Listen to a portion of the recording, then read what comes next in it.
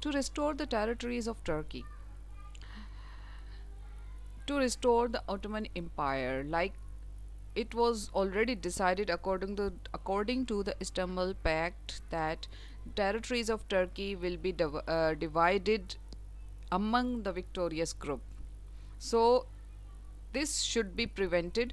सो इस चीज़ को बचाने के लिए खिलाफत मूवमेंट ने इस बात पे एम्फोसिस किया कि टेरिटरीज़ जो है टर्की की उनको डिवाइड नहीं किया जाएगा to restore the Ottoman empire, और इसके अलावा जो खिलाफत का इंस्टीट्यूशन है उसको भी ख़त्म नहीं किया जाए.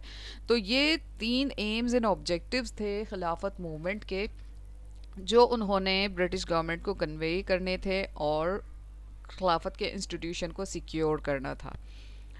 So in 1919, both the Khilafat committees and Congress held their meetings simultaneously at Amritsar, and a delegation was prepared which was sent to England under the leadership of Maulana Muhammad Ali Johar. अच्छा, यहाँ पर एक question आ रहा होगा students के mind में कि कांग्रेस का इसमें क्या कंसर्न था, why they are struggling with the Muslims and Khilafat committee.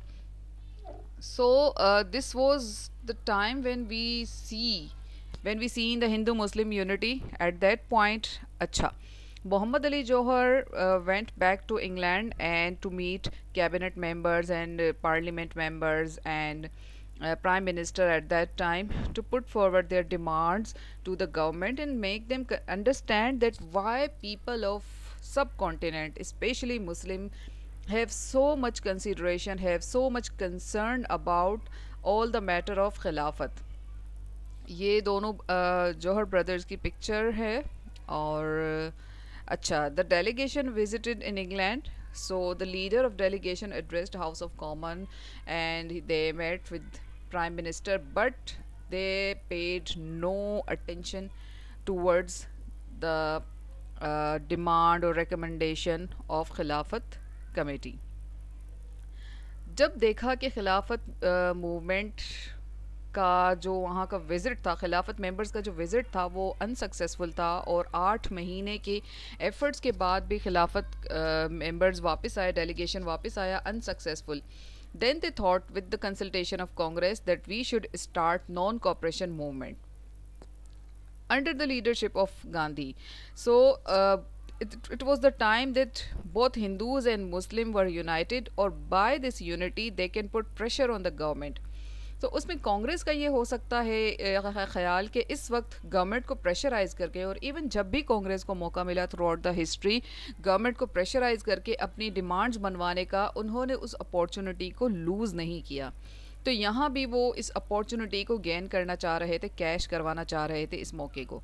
अच्छा, उस टाइम पे जमीयत उलमाए हिंद इशूड अ फतवा. फतवा is a verdict in religious matter specially, and इसमें ये होता है कि किसी चीज़ के लिए रोका जा सकता है और किसी चीज़ की परमिशन दी जा सकती है, यानी कि एक डिसीजन है.